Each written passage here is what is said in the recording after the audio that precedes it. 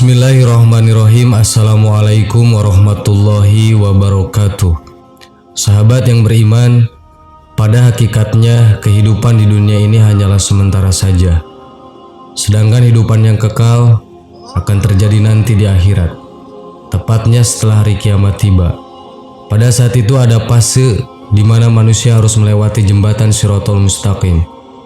Sebagai umat Islam, tentu nama jembatan Shirathul Mustaqim sudah tidak asing lagi di telinga.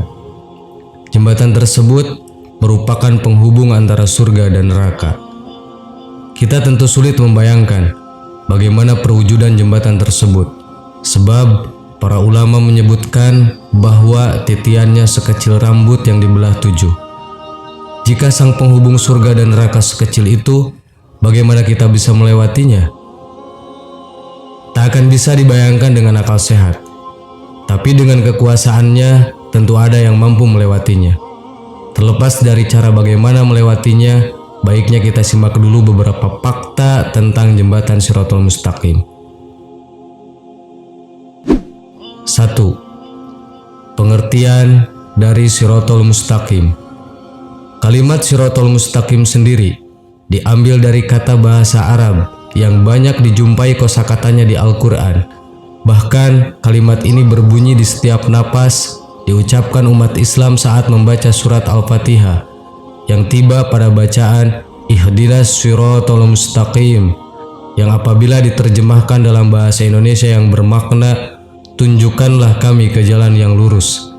Kesimpulannya, secara harfiah Shirathul Mustaqim arti dan maknanya adalah jalan yang lurus, atau juga bisa ditafsirkan jembatan yang lurus.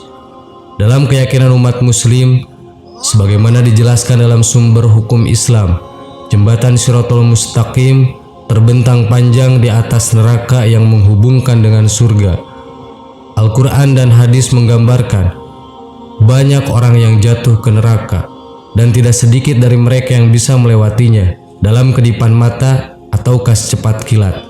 Semuanya tak lepas dari amal baik atau buruk perbuatan kita masing-masing. 2. Tajam melampaui pedang. Melewati jembatan Shirathul Mustaqim merupakan salah satu peristiwa yang pasti dialami oleh manusia. Bukan hanya dari golongan orang biasa, bahkan para nabi juga akan melewatinya. Titian tersebut digambarkan dengan sebuah garis yang sangat tipis, bahkan lebih tipis dari rambut, namun tajamnya melampaui pedang. Ibnu Mas'ud berkata, jembatan Shirath merupakan jalan yang lurus panjang neraka. Bentuknya seperti pedang yang panjang, dapat mematahkan dan licin.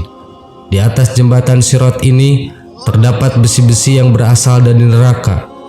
Besi-besi ini mencakar dan mencengkram siapa saja yang dikehendakinya. Di antara orang-orang yang menyeberangi Shirath, terdapat orang yang berlari cepat kilat, hingga akhirnya dia dapat selamat. Ada yang berlari seperti angin, hingga dia selamat sampai di seberang. Ada yang berlari secepat kuda, ada pula yang berlari biasa dan berjalan. Diriwayatkan oleh Tabrani dan Baihaqi dengan sanad yang sahih.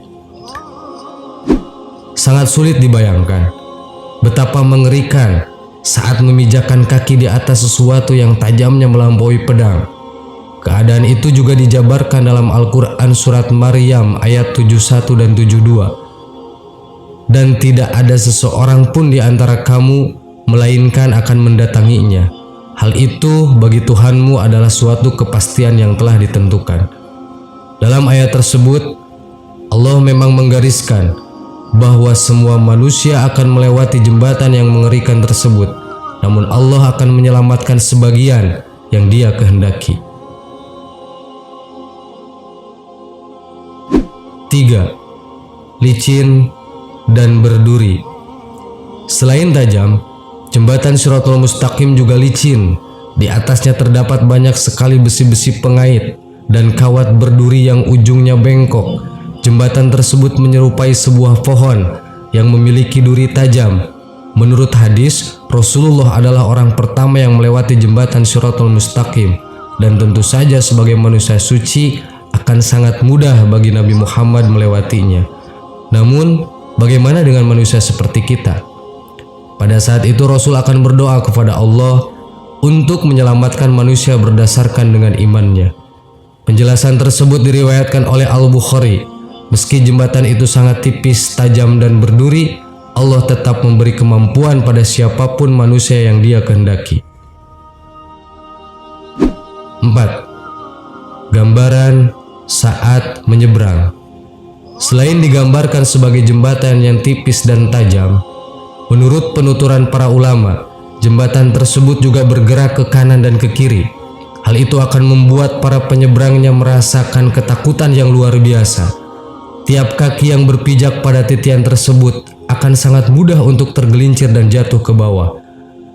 Mengingat betapa tajamnya jembatan Shiratal Mustaqim, sebelum jatuh bisa saja manusia melewatinya terpotong, terbelah terlebih dahulu oleh jembatan yang ia lalui. Namun, masing-masing punya cara tersendiri saat menyeberang. Digambarkan, ada manusia yang menyeberang dengan begitu cepat seperti kedipan mata, ada pula yang merangkak namun selamat.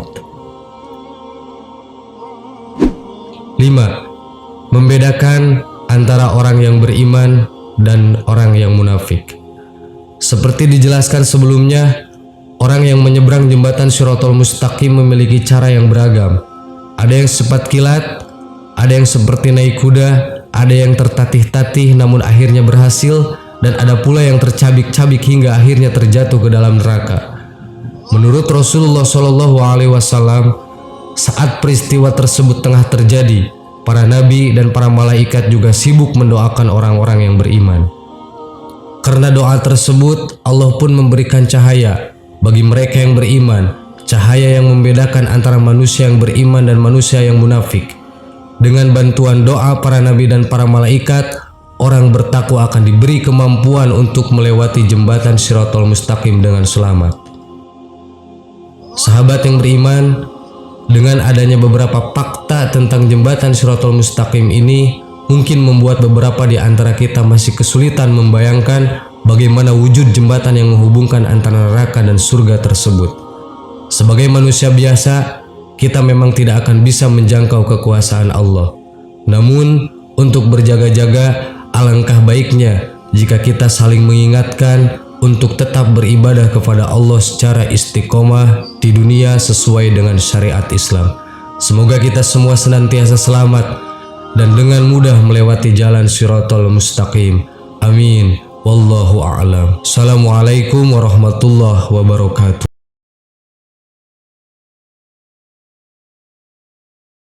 Ma'asyiral muslimin,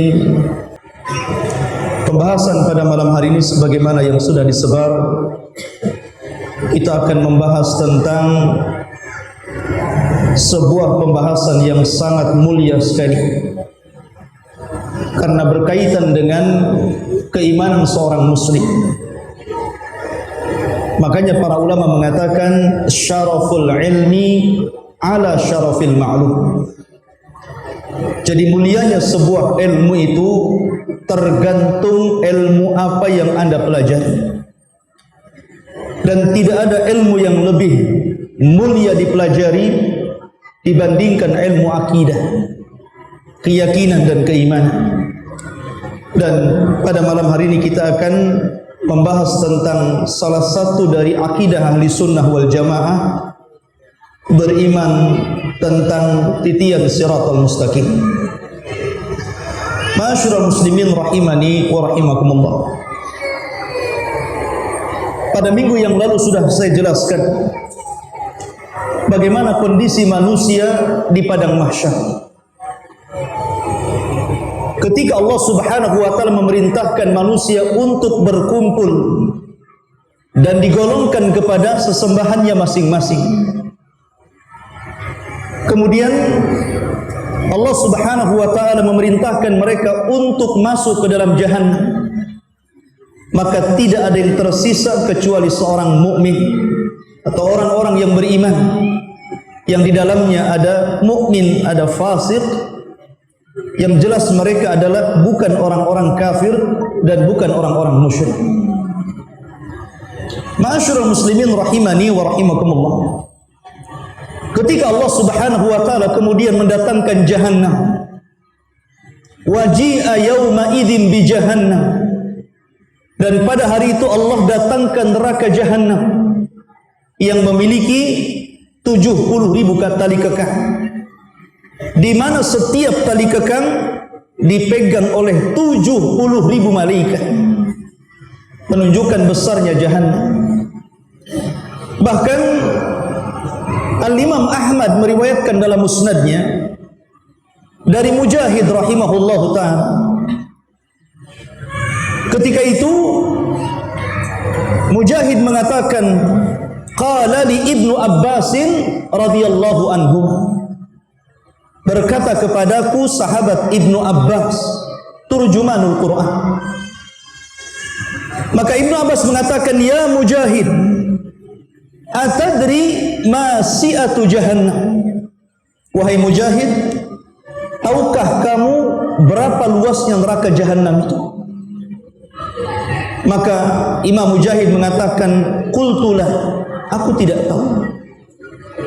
Maka kemudian Abdullah bin Abbas mengatakan, ajal wallahi ma tadri, tentu kamu tidak tahu men. Inna baina sahmati udhuni ahadihim ila 70 tahun. Anda bisa bayangkan, kalau panjang lehernya saja penduduk neraka itu sejauh perjalanan 70 tahun, menunjukkan bahwa orang-orang di neraka itu besar. Bahkan dikatakan giginya saja seperti gunung Uhud. Itu giginya. Ya.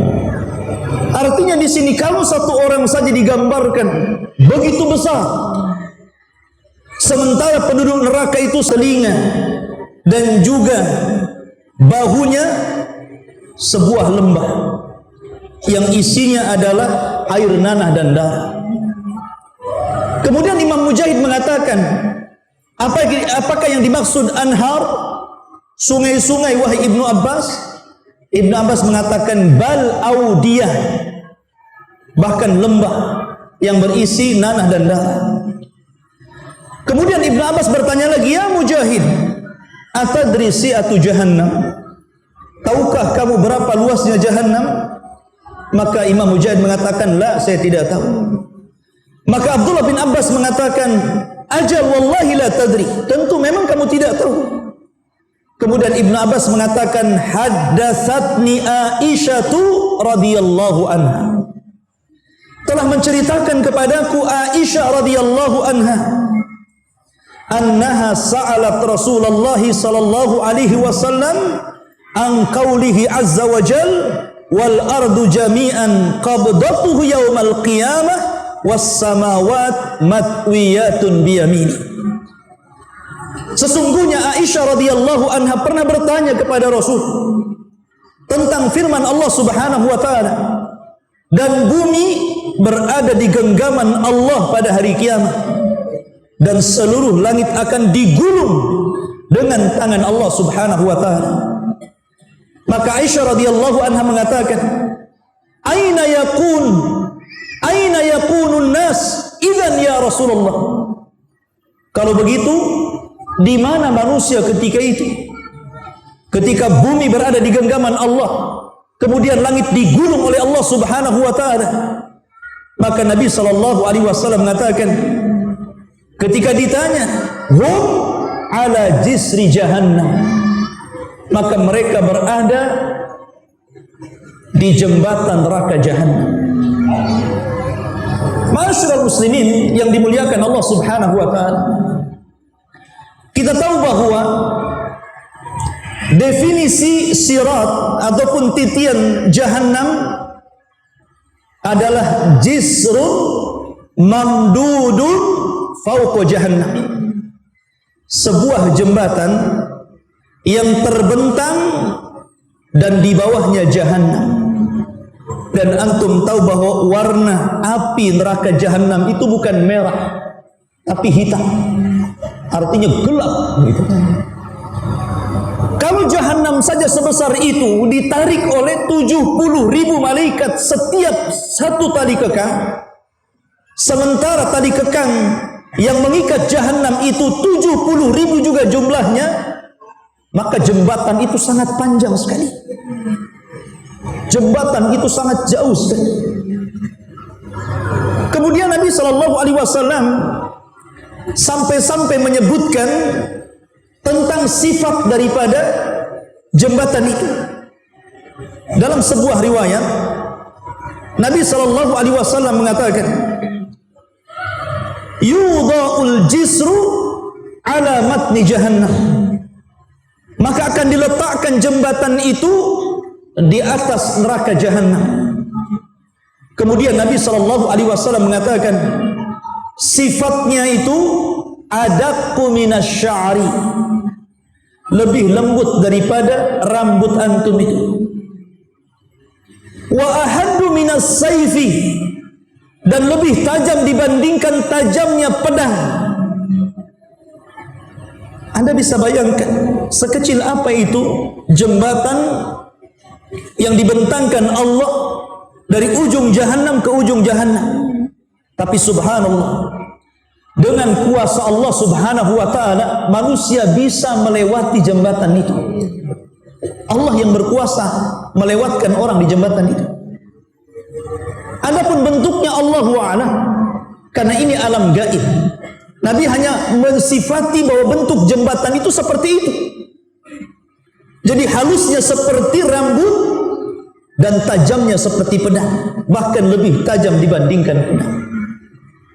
Ya, Anda saja kalau membentang tali layangan, ya kan, layangan untuk aduan itu kan, dikasih kaca itu, bubuk kaca. Itu saja kalau seandainya mengenai badan kita, itu sudah terluka, kita sudah tersayat dengan benang itu. Ini di dunia ya, tentu jembatan itu tidak seperti benang itu, tapi lebih daripada itu. Ma'asyiral muslimin rahimani wa rahimakumullah. Dan kita tahu bahwa kita tidak boleh mentakwil perkara ini. Tidak boleh mentakwil bahwa jembatan ini begini dan begitu.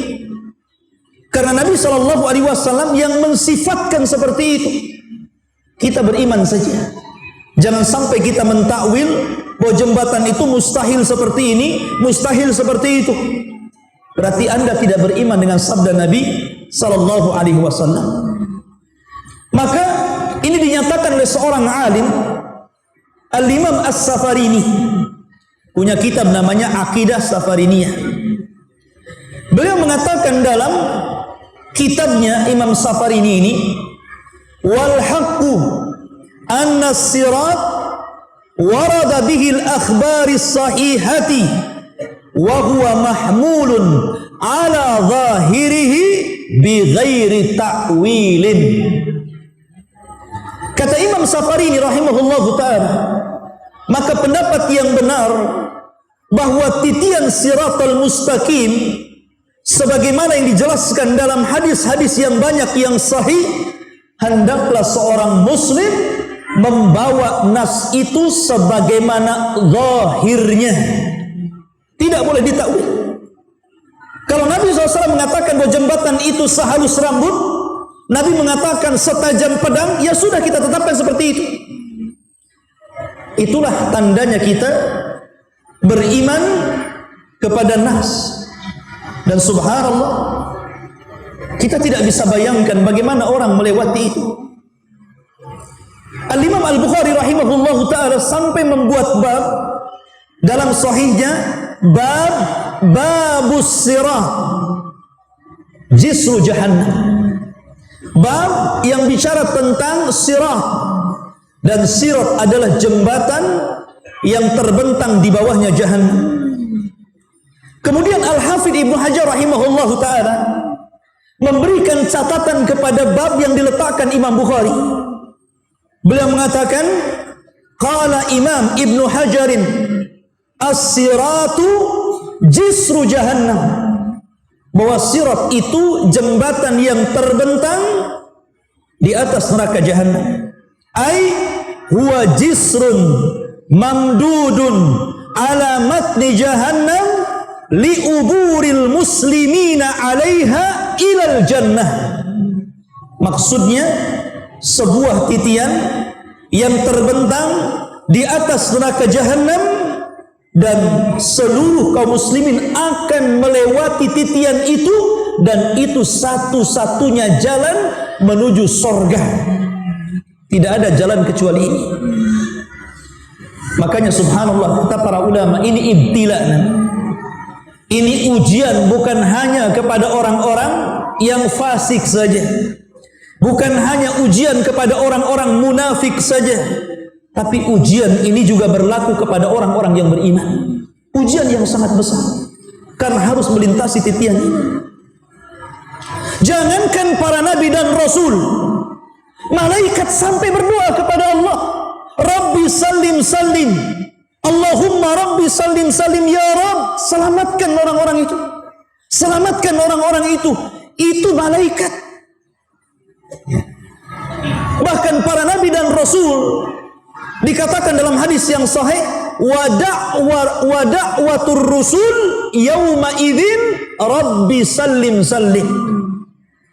Dan doanya para nabi dan rasul ketika itu hanya mengatakan Allahumma salim salim, ya Allah selamatkan, ya Allah selamatkan umatku. Itu semua doanya para rasul. Makanya ketika itu tidak ada yang bisa menyelamatkan kecuali amal-amal antum. Nabi SAW pernah mengumpulkan seluruh keluarganya di Bukit Safa, kemudian mengatakan kepada salah satu putrinya Fatimah, dan mengatakan, ya Fatimah binti Muhammadin, salini ma syi'ti min mali, wallahi la ughni anki minallahi syai'ah.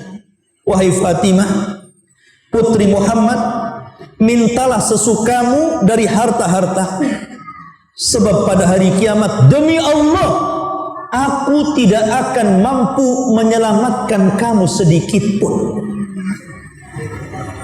Kalau Fatimah bintu Rasulullah tidak bisa diselamatkan oleh Nabi SAW, padahal dia sayyidul awwalin wal akhirin, pemilik kunci sorga, pemimpin para nabi dan rasul, di tangannya syafaatul uzma, itu Fatimah tidak bisa diselamatkan Rasul. Apalagi Anda. Anda bukan keturunan Nabi, Anda bukan Habib ya. Anda ini ya mungkin Nabi Adam turunannya, bukan Nabi Muhammad ya. Akan tetapi ikhwatu fillah, kalau Fatimah saja tidak bisa diselamatkan oleh Nabi SAW, bagaimana kita? Itulah yang ditangisi Aisyah radhiyallahu anha. Ketika suatu ketika Nabi SAW berada di gilirannya, kemudian Aisyah memandang wajah Rasul yang sudah sepuh dan sudah menua.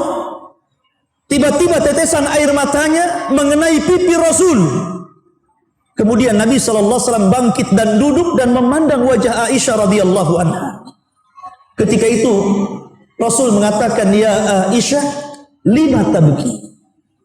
Wahai Aisyah, kenapa menangis? Walimad dumu, dan apa itu air matamu? Aisyah hanya mengatakan, ya Rasulullah, tazakkartu yaumal qiyamah. Wahai Rasul, aku teringat hari kiamat. Kemudian Nabi SAW mendengarkan apa yang dikatakan Aisyah.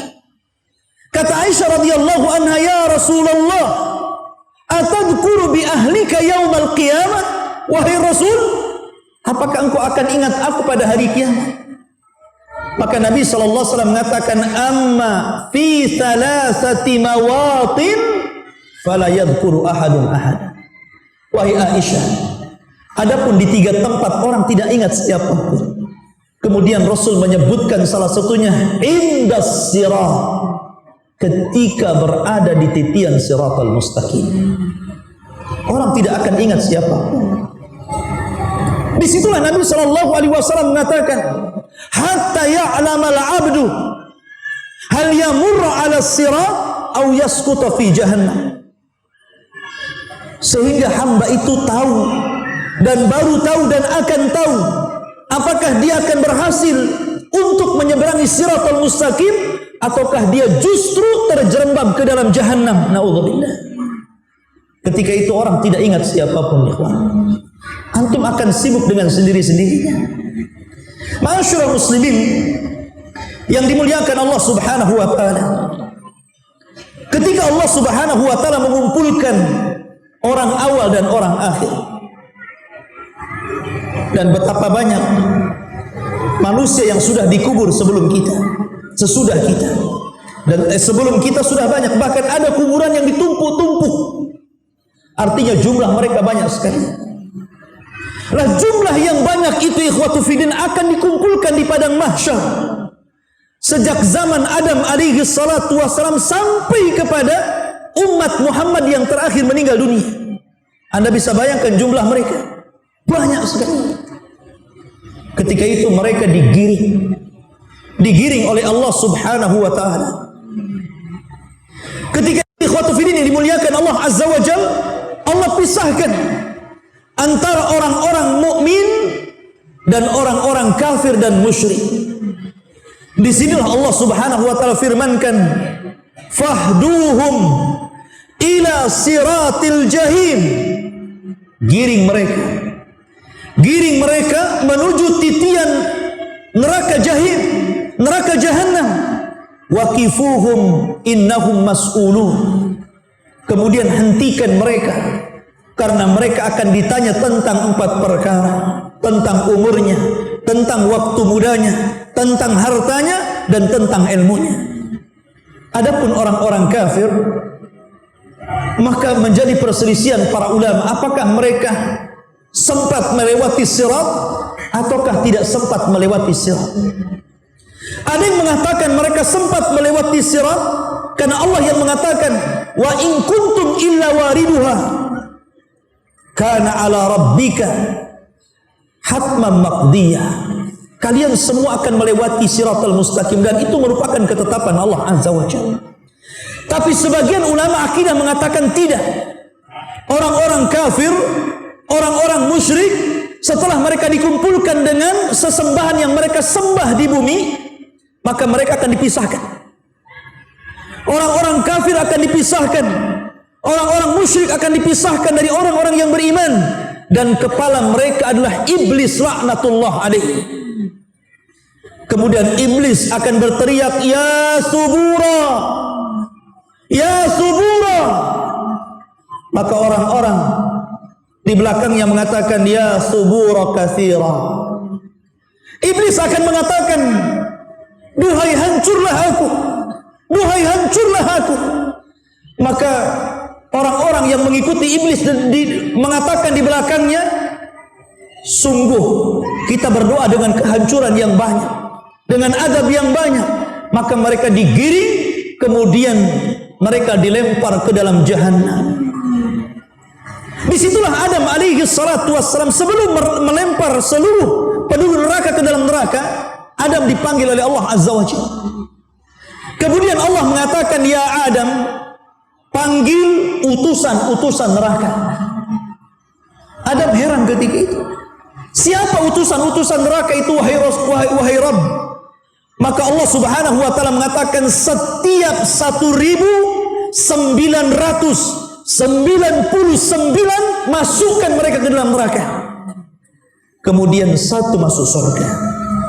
Dari sini menunjukkan bahwa penduduk neraka itu banyak. Karena dari 1999 satu yang selamat. Ma'asyiral muslimin rahimani wa rahimakumullah, dan mereka dimasukkan semuanya ke dalam jahannam. Naudzubillah. Maka yang tersisa siapa?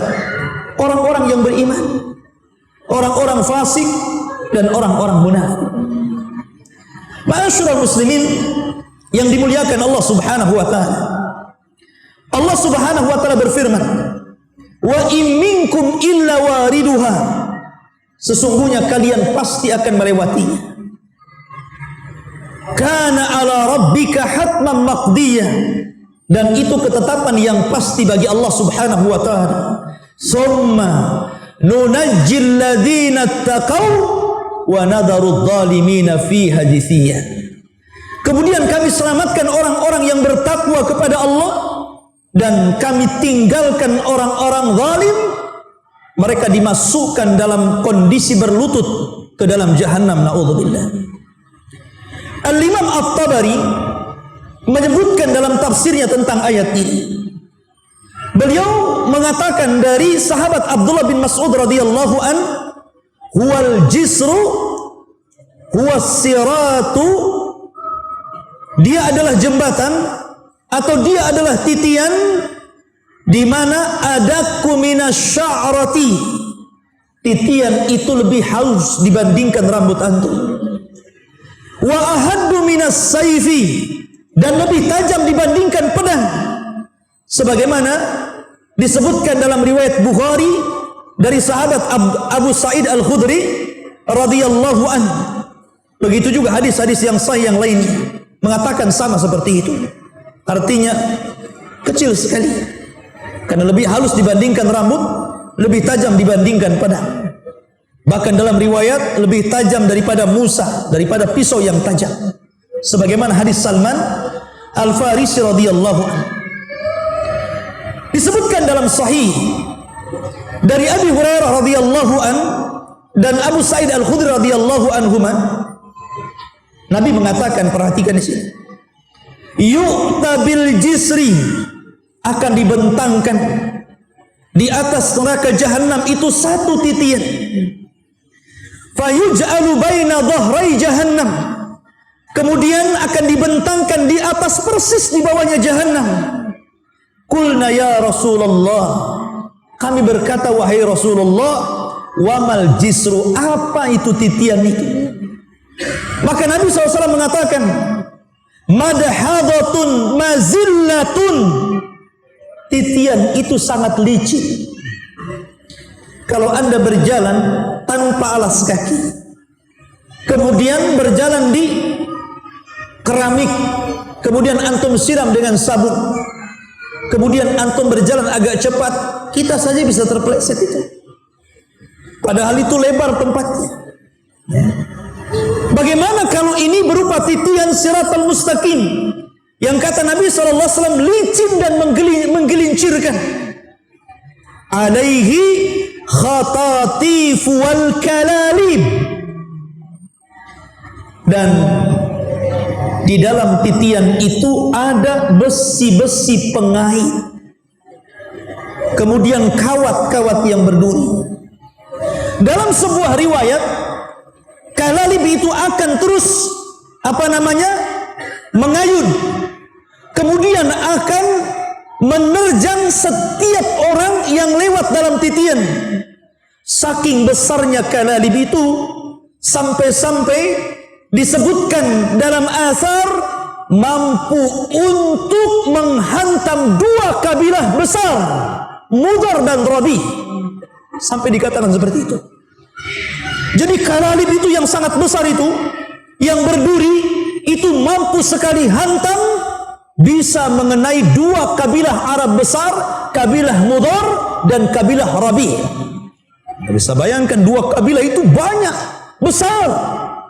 Sekali hantam itu sudah orang berjatuhan. Kemudian wasakatun mafaltahatun laha syaukatun uqaifah takunu bin najdin yuqalu laha sa'dan, dan memiliki duri yang bengkok-bengkok ujungnya, memiliki duri yang bengkok-bengkok ujungnya, dan duri itu seperti satu pohon yang ada di daratan Najd yang disebut dengan Sa'dan. Anda bisa bayangkan, setiap orang yang tersentuh atau terkena ayunan kalalib itu bukan hanya terjatuh, tapi juga hancur. Kalau seandainya orang itu jatuh dari titian siratal mustaqim, itu tidak langsung ke jahanam, tapi antum akan melayang-layang di dalam antara siratal mustaqim dengan jahannam itu 70 tahun baru sampai di dasar jahannam, kata Rasul. 70 tahun. Sampai-sampai Nabi SAW mengumpamakan seperti batu yang besarnya sebesar unta, kemudian dilempar dari titian, dan itu sampai ke dasar jahannam selama 70 tahun baru sampai. Bagaimana kita? Itu tentu lebih berat. Nabi mempermasalahkan seperti itu. Ma'asyiral muslimin yang dimuliakan Allah Subhanahu wa taala. Bahkan dalam riwayat yang lain, fatatala'abu bihim fayatasaqatuna finnar. Bahkan jembatan itu tidak diam. Jembatan itu bukan diam. Kalau antum lewat jembatan pakai motor dan jembatan diam enak tuh. Jembatan ini tatala'ab. Tatala'ab itu digoyang-goyang. Kalau antum lewat jembatan kemudian jembatannya goyang-goyang, antum jatuh. Jadi jembatan Siratal Mustaqim itu tatala'ab, memain-mainkan orang yang lewat, menggoyang-goyangkan orang yang lewat. Fayatasaqatuna finnar. Ketika itu orang banyak berjatuhan. Kemana? Ke dalam jahannam. Subhanallah, ikhwatu fiddin yang dimuliakan Allah Subhanahu wa taala. Maka di sini ikhwatu fiddin yang dimuliakan Allah Subhanahu wa taala, ada beberapa riwayat. Riwayat bagaimana orang-orang yang Allah alaihi wasallam mengatakan wali jahannam jisrun, dan jahannam itu memiliki titian di atas. Adaqu minasy-sya'r, lebih lembut daripada rambut. Wa ahaddu minas sayfi, lebih tajam dibandingkan pedang. Alaihil kalalid wa hasakatun, di mana padanya ada besi-besi pengait dan duri-duri yang bengkok. Ya'khuduna man sya'allah, mereka akan mengambil seperti orang yang menunggang kuda yang baik, dia tunggang dengan sekencang-kencangnya. Kemudian warukab, dan orang yang mengendarai kendaraan tetapi lambat. Kemudian dalam riwayat, dan orang-orang yang mereka kadang berhenti, kadang jatuh, kemudian bangun lagi, berjalan, jatuh lagi. Dalam riwayat ada yang merangkak, dan itu orang yang terakhir diselamatkan. Makanya dalam riwayat fanajin musallamun, ada orang yang diselamatkan dengan baik, mereka tidak ada apa-apa, langsung berada di ujung Siratal Mustaqim. Wa makhdushun musallamun, ada yang sudah habis badannya, tercabik-cabik dengan besi-besi yang kail-kail dan besi-besi yang berduri itu, tapi Allah selamatkan juga. Tetapi ada yang mukawwarun finnar ala wajhi, tapi ada yang digulung kemudian dilempar ke dalam neraka. Perhatikan di sini ikhwatu fiddin. Berarti ada beberapa orang yang disesuaikan bagaimana mereka diselamatkan Allah Subhanahu wa taala. Pertama, orang yang melewati seperti kejapan mata, tahu-tahu sudah sampai.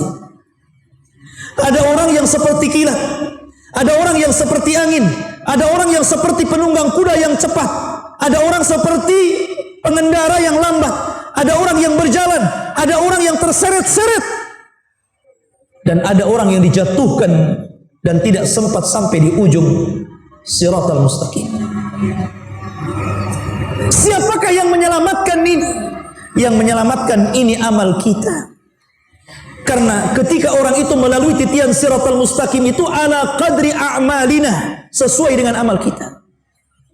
Makanya kenapa ketika mereka dibariskan oleh Allah Subhanahu wa taala, di depannya titian Siratal Mustaqim, digelapkan seluruh padang mahsyar. Setelah itu Allah berikan setiap orang cahaya. Setiap orang cahaya. Orang yang beriman diberikan cahaya, orang yang fasik diberikan cahaya, orang yang munafik juga diberikan cahaya. Tapi ketika mereka menyeberang, tiba-tiba orang munafik dipadamkan cahayanya. Perhatikan firman Allah Subhanahu wa taala. Allah Subhanahu wa taala berfirman dalam suratul Hadid ayat ke-11 sampai 15. Allah berfirman, "Yauma taral mu'minina wal mu'minah." Pada hari engkau melihat orang-orang yang beriman laki-laki dan orang-orang yang beriman perempuan. Yas'a nuruhum baina aydihim wa bi aymanihim. Allah pancarkan cahaya mereka di depan mereka dan sebelah kanan mereka. Busyrakumul yaum jannatin tajri min tahtihal anhar khalidina fiha dzalika huwal fawzul adzim. Itu kabar gembira untuk kalian, karena kalian akan mendapatkan surga yang mengalir di bawahnya sungai-sungai yang indah. Kalian akan kekal di dalamnya, dan itu kesuksesan yang sangat besar. Perhatikan ayat selanjutnya. Allah mengatakan, yauma yaqulul munafiqun wal munafiqat lilladzina amanu dzuruna naqtabis min nurikum. Dan pada hari ketika orang-orang munafik laki-laki dan orang-orang munafik perempuan berkata kepada orang-orang yang beriman yang lewat di samping, ungduruna, tunggu kami, naqtabis min nurikum, kami mau ikut dengan cahayamu. Qila, maka dikatakan, irji'u wara'akum faltamisu nuran. Kata orang-orang yang beriman, lebih baik kalian kembali cari cahaya kalian. Faduriba bainahum, maka akan dibentangkan di hadapan mereka, bisurin lahu babun batinuhu fihi rahmah wa zahiruhu min kibalihal adzab. Maka akan dibentangkan satu dinding, di baliknya rahmat dan di depannya adab Allah Subhanahu wa taala. Yunadunahum, maka akan memanggil-manggil mereka. Jadi orang-orang munafik itu akan memanggil orang-orang yang beriman. Alam nakun ma'akum, bukankah kita bersahabat ketika di dunia? Bukankah kita kawan ketika di dunia? Bukankah kita bersama-sama ketika di dunia? Qalu, orang-orang yang beriman mengatakan, bala, ya, walakinnakum, akan tetapi kalian fatantum anfusakum, kalian telah mencelakakan diri kalian. Wa tarabbastum, dan kalian menunggu-nunggu kehancuran kami. Wartabtum wa gharratkumul amani, dan kalian ragu dan kalian ditipu dengan angan-angan. Hatta jaa amrullah, sampai datang putusan Allah kepada kalian. Wa gharrakum billahil ghurur, dan Allah dan kalian kemudian ragu-ragu, tertipu. Akhirnya kalian mengingkari Allah Subhanahu wa taala. Fal yauma la yu'khad, maka pada hari yang tidak mungkin diambil minkum dari kalian fidyatun, tebusan, wala minal ladzina kafaru, begitu juga tebusan dari orang-orang kafir lainnya. Ma'wakumun nar, tempat kalian neraka. Hiya maulakum, itulah tempat berlindung kalian. Wa bi'sal masir, dan itu sejelek-jelek tempat kembali kalian. Perhatikan di sini. Di sini Allah Subhanahu wa taala membagi 3 kelompok. Pertama, orang-orang yang beriman, maka mereka akan diberikan cahaya yang besar, cahaya yang sangat luas seperti gunung. Yang kedua, orang yang beriman tapi fasik, maka mereka akan diberikan cahaya sesuai dengan amal dia. Dan yang ketiga, munafik, sama sekali tidak diberikan cahaya. Dan setiap amalan itu punya cahaya. Salat ada cahayanya, zakat ada cahayanya, haji ada cahayanya, ibadah-ibadah lain ada cahayanya, sedekah ada cahayanya, puasa ada cahayanya, jihad ada cahayanya, dakwah ada cahayanya, amal soleh ada cahayanya. Seluruh amal itu memiliki cahaya. Makanya ikhwatu fiddin yang dimuliakan Allah Azza wa Jalla, Nabi SAW dalam riwayat Ibnu Majah mengatakan, basyiril masya'in fi zulmi ilal masajid bin nuri tami yaumal qiyamah. Beri kabar orang-orang yang suka berjalan di kegelapan menuju masjid-masjid Allah untuk melaksanakan salat subuh. Mereka akan diberikan cahaya yang sempurna pada hari kiamat. Lihat bagaimana doa Nabi SAW apabila berjalan ke masjid. Allahumma ij'al fi qalbi nuran, wa fi basari nuran, wa fi sam'i nuran, wa an yamini nuran, wa an yasari nuran, wa fawqi nuran, wa tahti nuran, wa amami nuran, wa khalfi nuran, waj'al li nuran. Itulah doanya Rasul.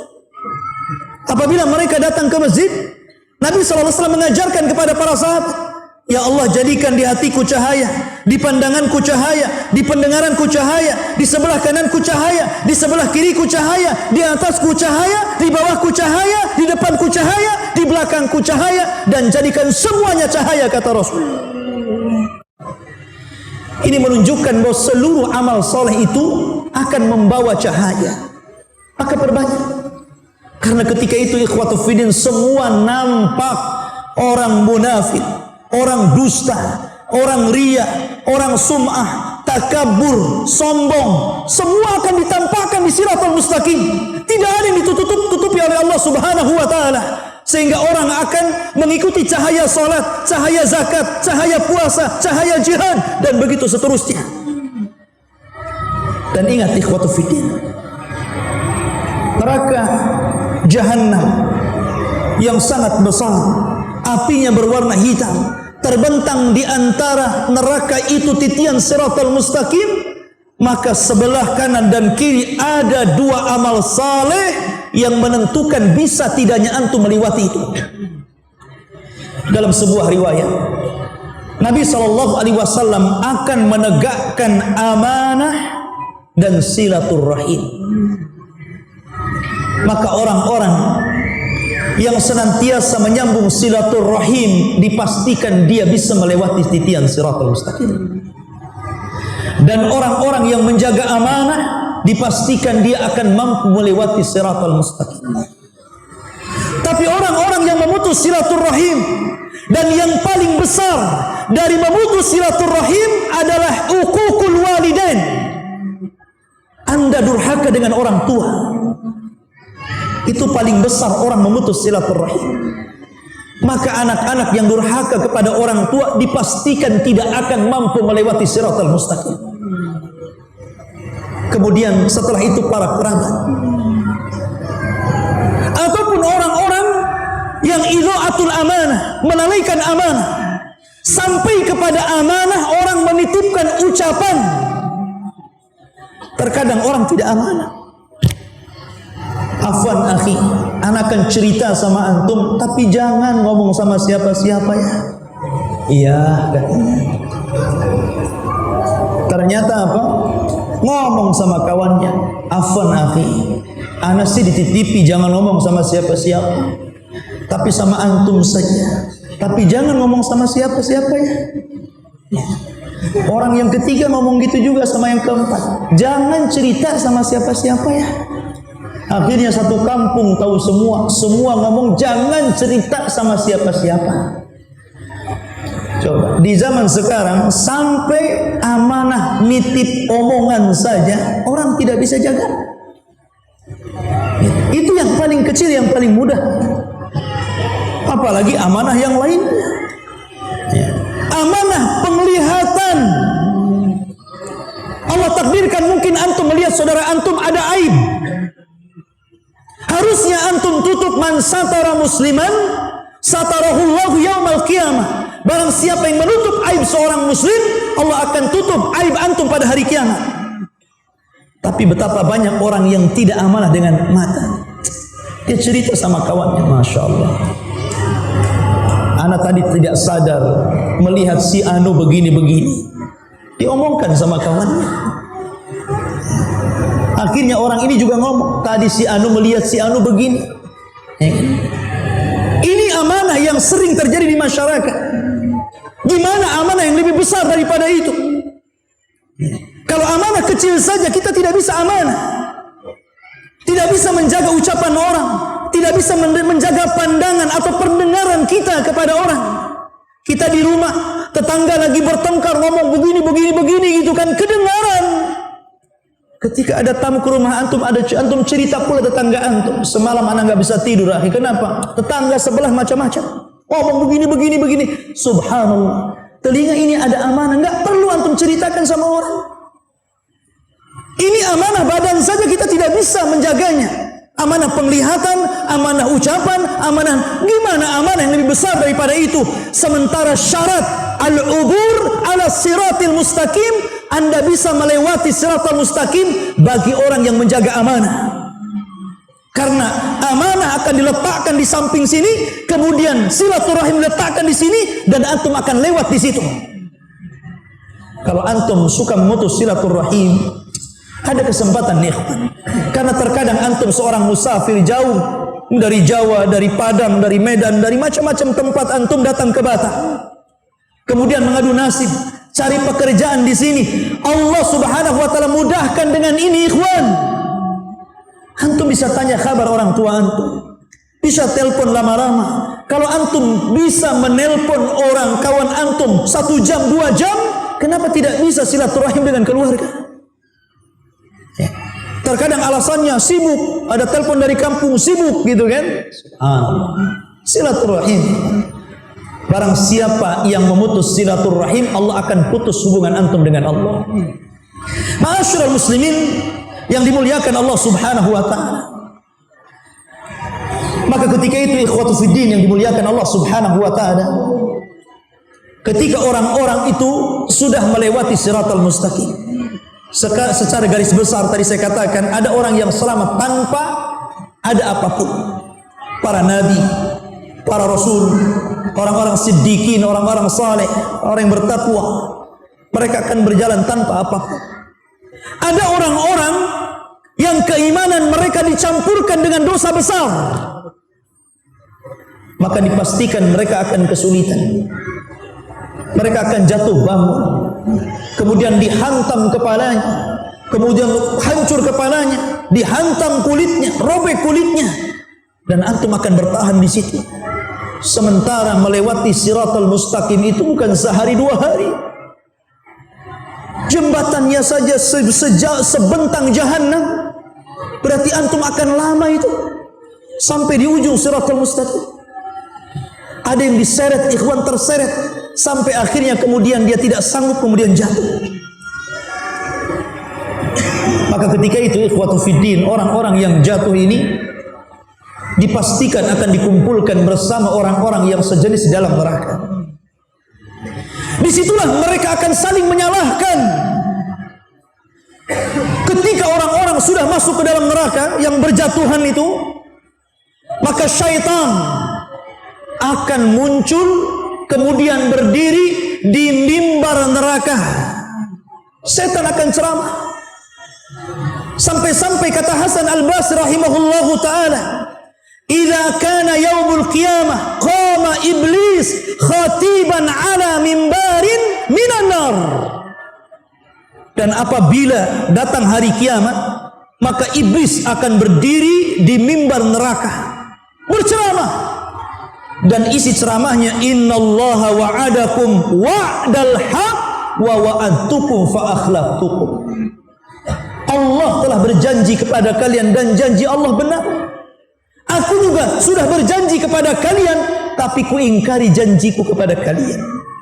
Makanya Allah mengatakan dalam surah Ibrahim ayat 22 sampai 23, qala syaitan, berkata syaitan, lamma qudiyal amru, ketika keputusan sudah diputuskan Allah, kemudian syaitan atau iblis akan berceramah, innallaha wa'adakum wa'dal haq, Allah telah menjanjikan kepada kalian dengan janji yang benar.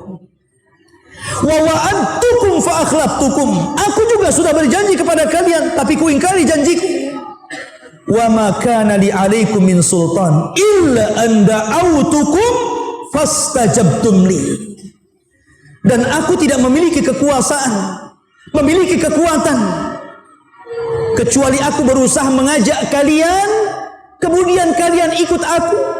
Fala talumuni walumu anfusakum, sekarang jangan kau cela diriku, celalah diri kalian. Kata iblis, ma ana bimusrikhikum wa ma antum bimusrikhi, aku tidak mungkin bisa menolong kalian, sebagaimana kalian tidak mungkin juga menolong aku.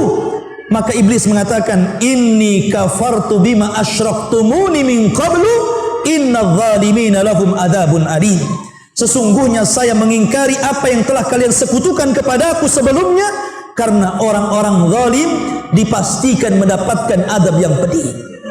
Lihat ya, semua akan mengingkari. Orang-orang yang menganggap bahwa ini sesembahan yang hak akan mengingkari sesembahan itu. Semua akan mengingkari dan saling menyalahkan. Ma'asyiral muslimin rahimani wa rahimakumullah. Itu nasib orang yang masuk ke dalam jahannam. Karena orang-orang yang masuk ke dalam jahannam, ikhwatu fiddin, digiring oleh Allah Subhanahu wa taala, itu bukan hanya sekedar digiring, tetapi juga diikat oleh rantai, sebagaimana firman Allah Azza wa Jalla. Diikat oleh rantai, diikat lehernya, diikat kakinya, diikat tangannya, kemudian dipaksa dan digiring sampai akhirnya mereka dimasukkan ke dalam jahannam. Dihinakan mereka itu. Bukan mudah, dihinakan. Tidak ada yang dimuliakan sama sekali. Ketika mereka masuk ke dalam neraka, subhanallah, pembahasannya sangat panjang tentang pedihnya azab neraka. Tapi yang jelas bahwa kita akan bercerita kembali soal titian Siratal Mustaqim. Ketika orang-orang yang Allah selamatkan sampai orang yang terakhir, disebutkan siapa orang yang terakhir yang diselamatkan Allah Subhanahu wa taala. Dari Abdullah bin Mas'ud radhiyallahu an. Hadis ini dikeluarkan Imam Muslim. Ini orang yang terakhir dan jangan jadi orang yang terakhir. Kata Nabi sallallahu alaihi wasallam, "Akhiru man yadkhulul jannah." Orang yang terakhir masuk surga. Rajulun yamshi 'ala sirah. Seorang laki-laki yang berjalan di atas titian Siratal Mustaqim. Fahuwa yamshi marratan wa yakbu marratan wa tasfa'uhu nara marratan fa idza jawazaha iltafat ilaiha. Orang yang terakhir kata Rasul, orang yang berjalan sekali-kali, kemudian tersungkur sekali-kali, kemudian tersambar neraka sekali-kali. Dan apabila mereka sudah melewati, maka dia akan melihat ke belakang bagaimana ngerinya neraka. Dan dia pun mengatakan, Tabarakalladzi najjani mink. Tabarakalladzi najjani mink. Dia mengatakan saking bahagianya, dia mengatakan, sungguh maha suci Zat yang telah menyelamatkan aku darimu wahai neraka. Laqad a'tanillahu syai'an ma a'tahu ahadan minal awwalina wal akhirin. Demi Allah, sungguh Allah telah memberikan kepadaku sesuatu yang tidak Allah berikan kepada siapapun, mulai dari orang yang awal sampai orang yang akhir. Saking bersyukurnya, sampai dia mengatakan seperti itu, seolah-olah dia yang pertama selamat, padahal dia yang terakhir. Adapun orang yang pertama, orang-orang yang selamat, maka disebutkan dalam hadis Thauban Maula Nabi sallallahu alaihi wasallam qala, inna habran min ahbaril yahud sa'ala Nabi sallallahu alaihi wasallam iddatal as'ilah. Ada seorang pendeta atau padri dari padri-padri Yahud berjumpa dan bertanya tentang beberapa masalah di hadapan Rasul. Kemudian dia mengatakan, aina yakunun nas yauma tubaddalul ard ghairal ard. Wahai Muhammad, di mana manusia ketika Allah ganti bumi yang kita pijak dengan bumi yang lain yang belum pernah kita pijak? Maka Nabi SAW mengatakan, hum fi dhulmati dunal jisr. Maka mereka berada di kegelapan sebelum mereka berada di titian.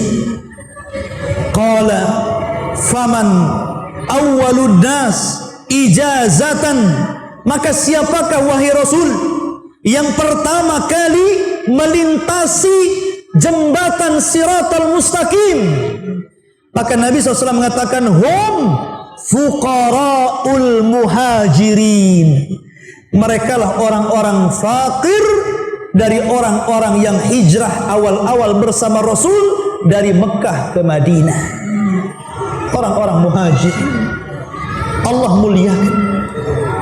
Makanya Allah mengatakan, as-sabiqunal awwalun minal muhajirin wal ansar walladzina tabauhum bi ihsan radhiyallahu anhum wa radu'an wa a'adda lahum jannatin tajri ila akhiril ayat.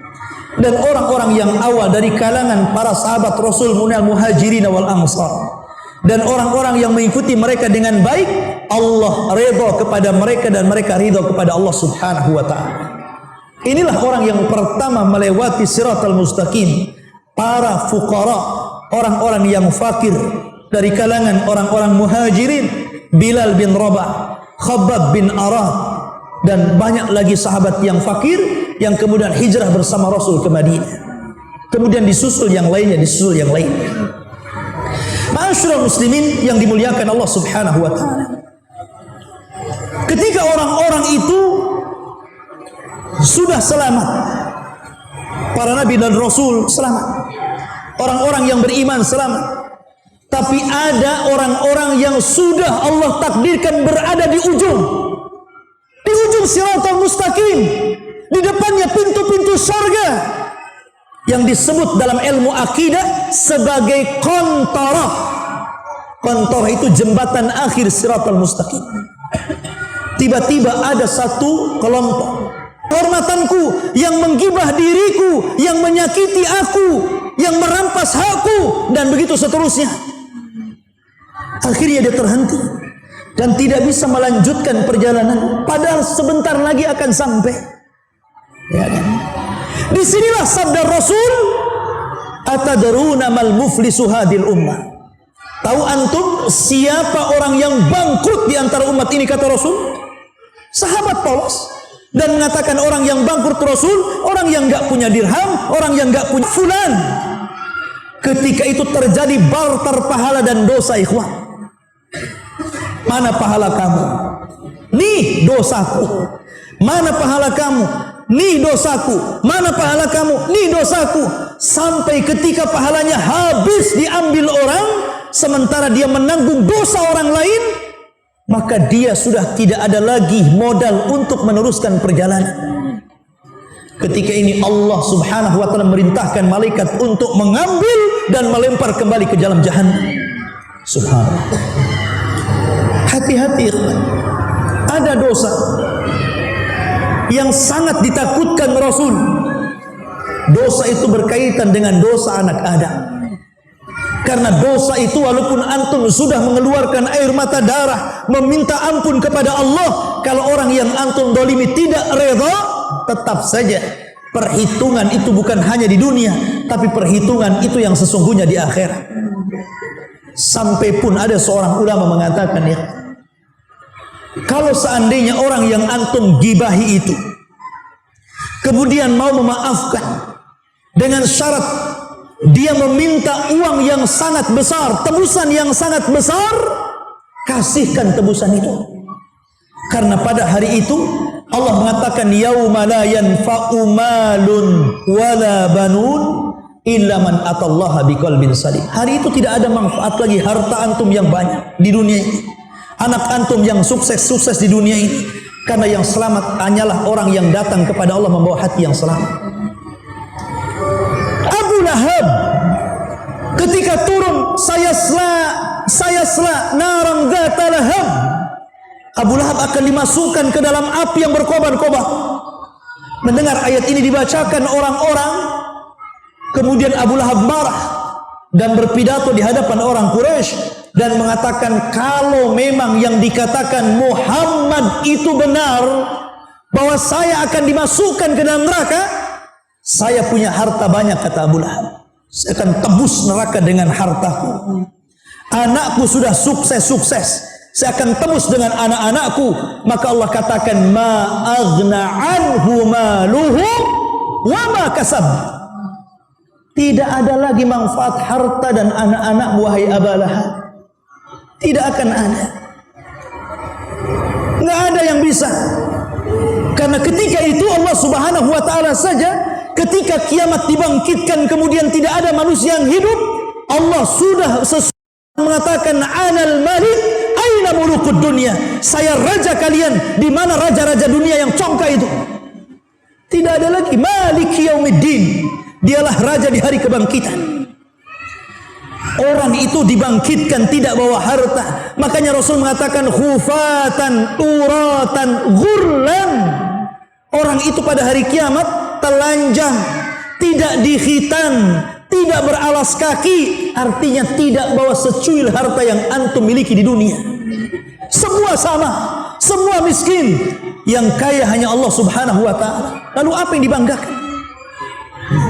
Makanya kalau kita melihat begitu ngerinya titian Siratal Mustaqim, sampai para sahabat itu ngeri, menangis mereka. Sampai Uwais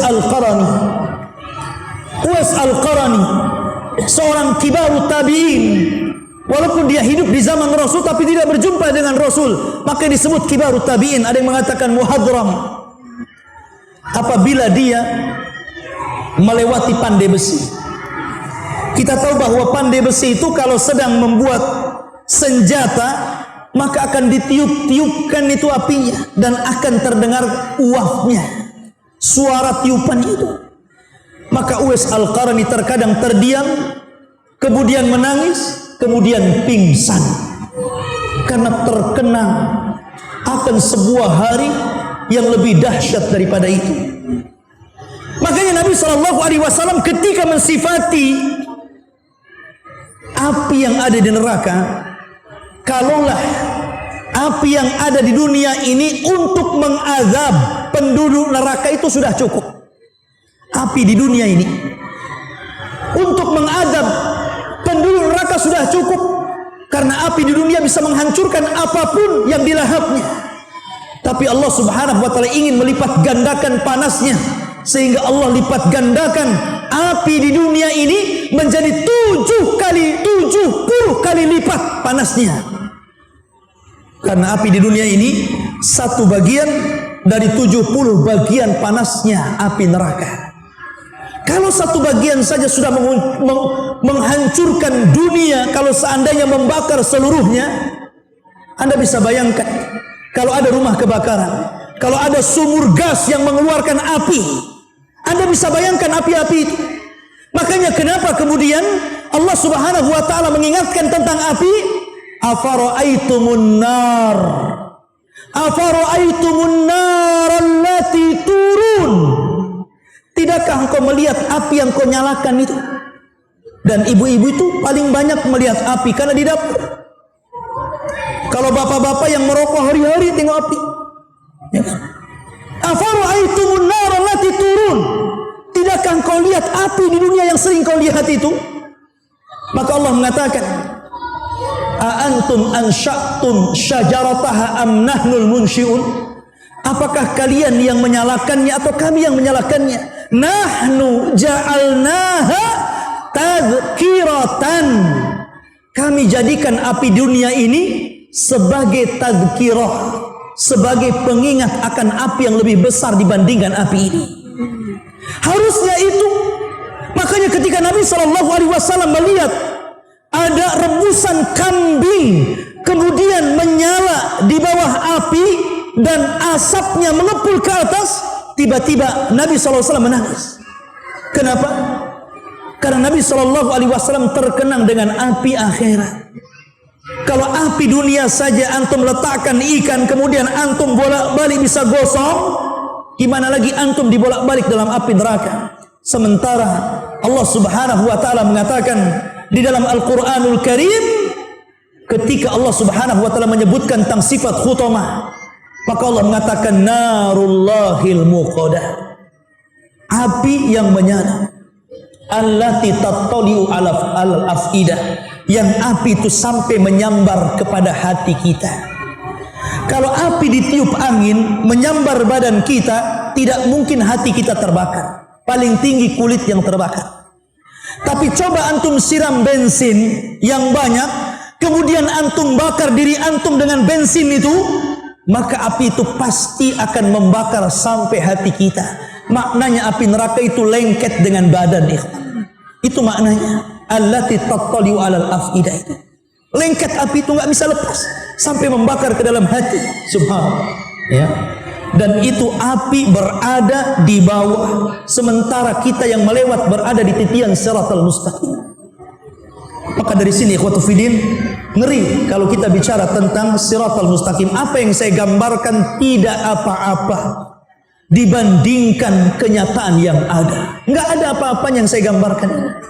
Karena kondisinya jauh lebih hebat dibandingkan, walaupun ada ustaz sehebat apapun, ada syekh ulama sehebat apapun membayangkan kengerian orang yang melintasi siratal mustaqim, maka melintasi siratal mustaqim lebih a'zam, lebih besar kondisinya daripada diceritakan.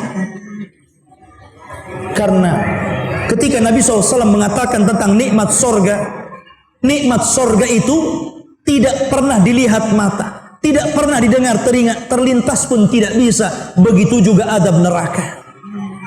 Oleh karena itu ikhwatu fiddin yang dimuliakan, banyak-banyaklah berlindung kepada neraka. Itulah yang diajarkan Nabi SAW. Allahumma inni a'udzubika min adzabin nar. Ya Allah, kami berlindung kepadamu dari azab neraka. Mudah-mudahan ceramah ini bisa menggugah kita untuk kembali beramal saleh, kembali melakukan istiqamah di atas ketaatan kepada Allah Subhanahu wa taala. Biasa sebelum saya tutup, kita kasih waktu sekitar 15 menit. Kalau ada yang mau bertanya silahkan. Ya.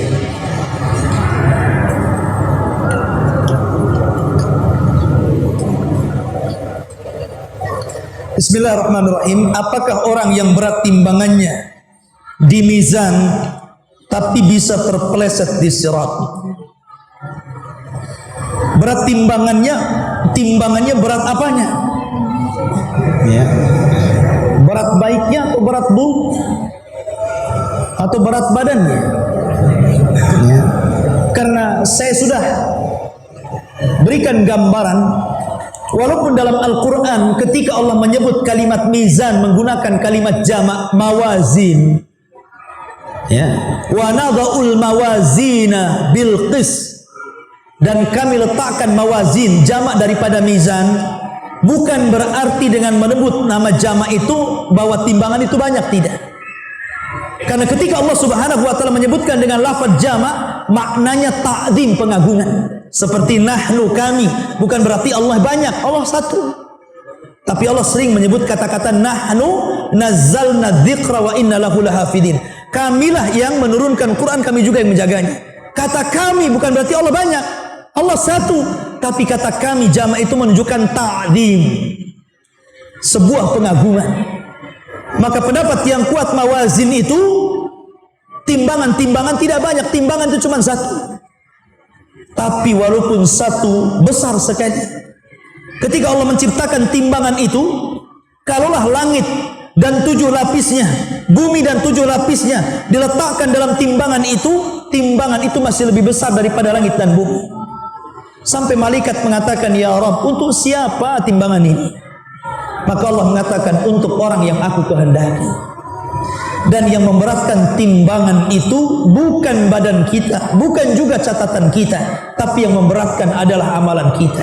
Walaupun yang ditimbang memang 3, badan kita, amal kita, catatan kita, tetapi yang memberatkan timbangan adalah amal kita.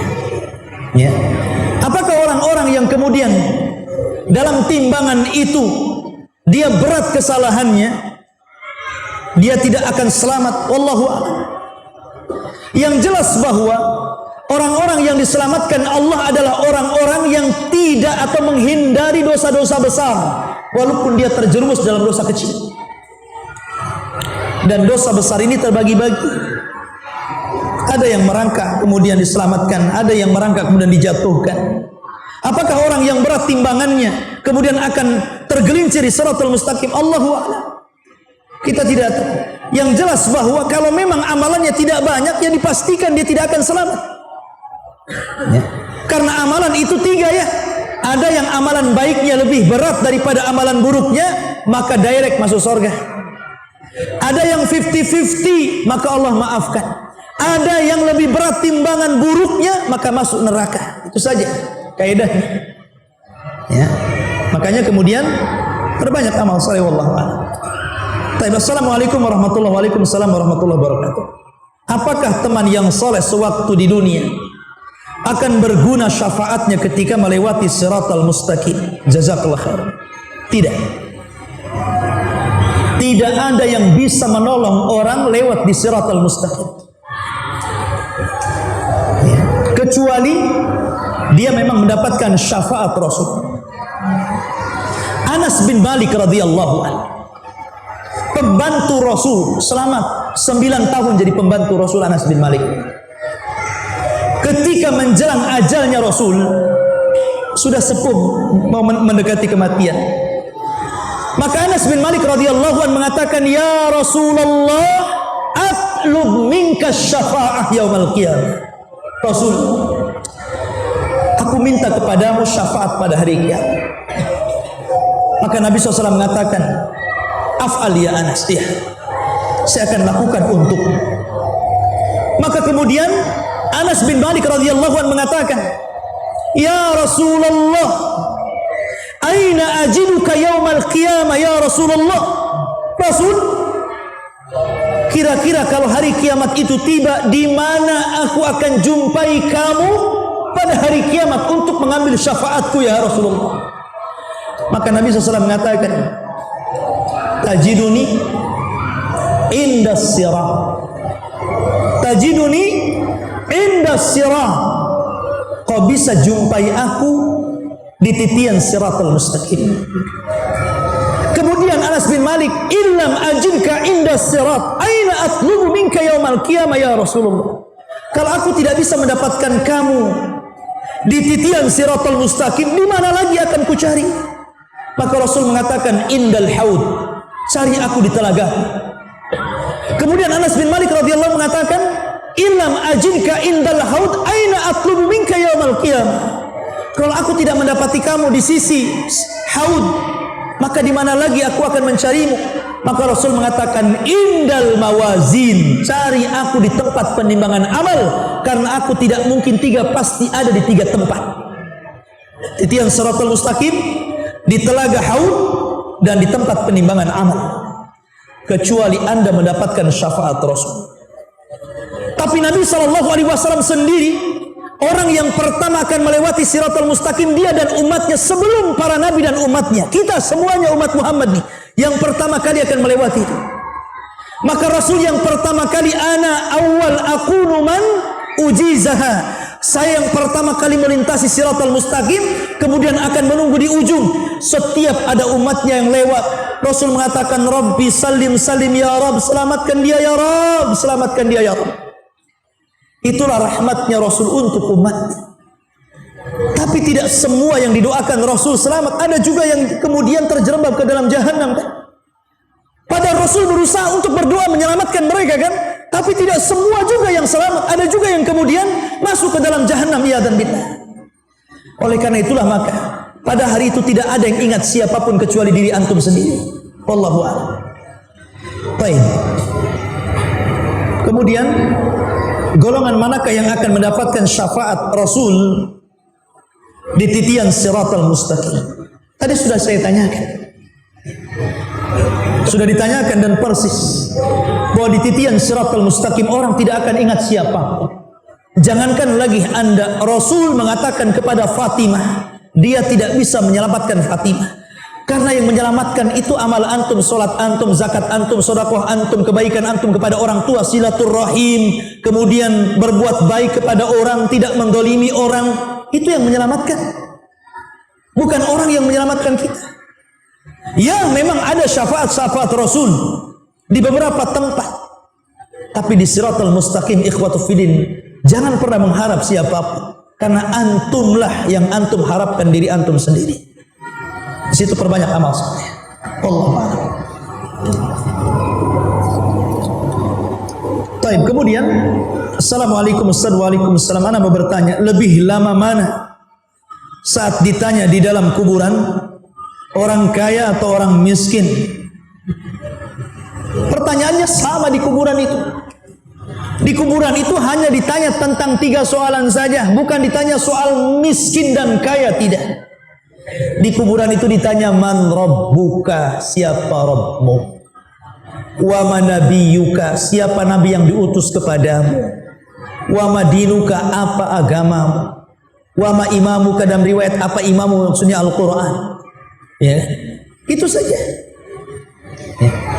pertanyaan soal harta ini adalah pertanyaan sebelum kaki Anda meletakkan di awal sirat. Nih baru pertanyaan ini. Itulah yang difirmankan Allah Azza wa Jalla, waqifuhum wa hum mas'ulun. Hentikan mereka. Mereka akan ditanya dulu. Kapan?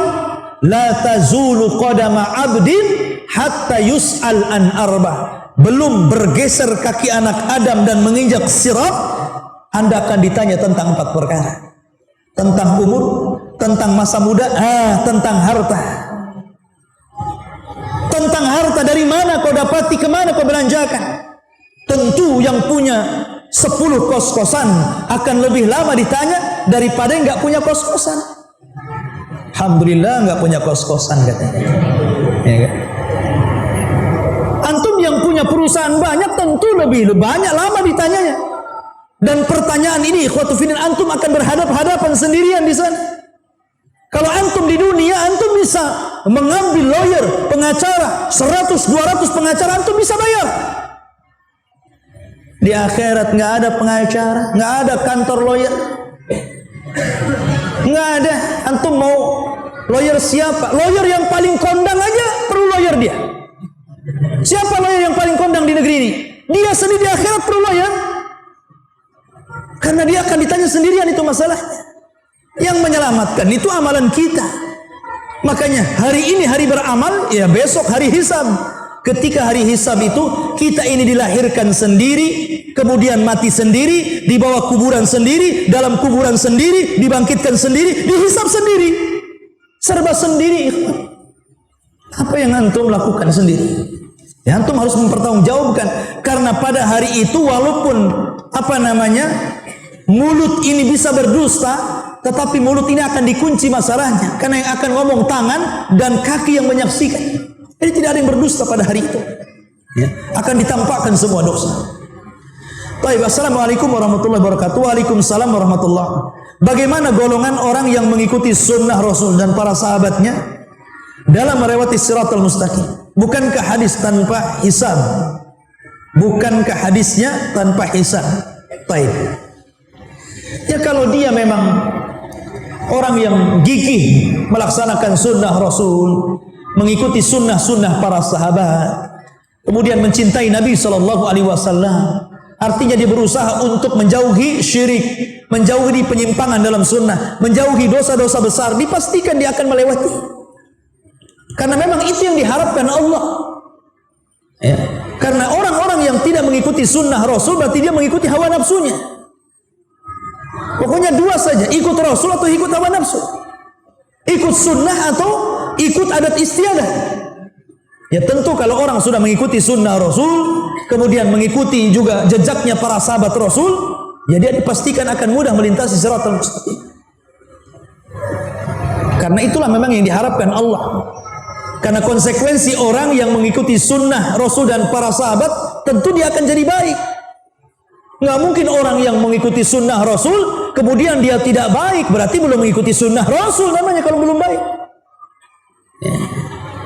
Karena terkadang ikhwan, orang itu berbangga dengan pakaian. Nih pakaian saya sunnah Nabi, nih janggut saya sunnah Nabi, nih peci saya sunnah Nabi, nih serban saya sunnah Nabi, gamis saya, cingkrang saya sunnah Nabi. Tapi giliran bermuamalah bersama istri, antum jadi Abu Jahal. Ya kan? Ketika bermuamalah jual beli, antum jadi korup. Ketika antum bermuamalah dengan saudaranya, antum jadi Firaun. Jadi yang mana sunnah Nabi itu? Ma'asyiral muslimin yang dimuliakan, kalau sunnah Nabi artinya segala sunnah antum ikuti. Ya. Dan konsekuensi harus baik orang yang melakukan sunnah Nabi, rajin ke masjid, rajin ngaji, rajin puasa sunnah, rajin sholat malam, menjaga waktu sholat 5 waktu, menjaga macam-macam. Karena itulah sunnah Nabi seperti itu. Wallahu a'lam. Time ada 15 menit cukup. Mudah-mudahan ada manfaatnya. Kita tutup dengan kafaratul majlis. Subhanakallah bihamdika asyhadu an la ilaha illa anta astaghfiruka wa atubu ilaik. Allahu ta'ala. Assalamualaikum warahmatullahi wabarakatuh.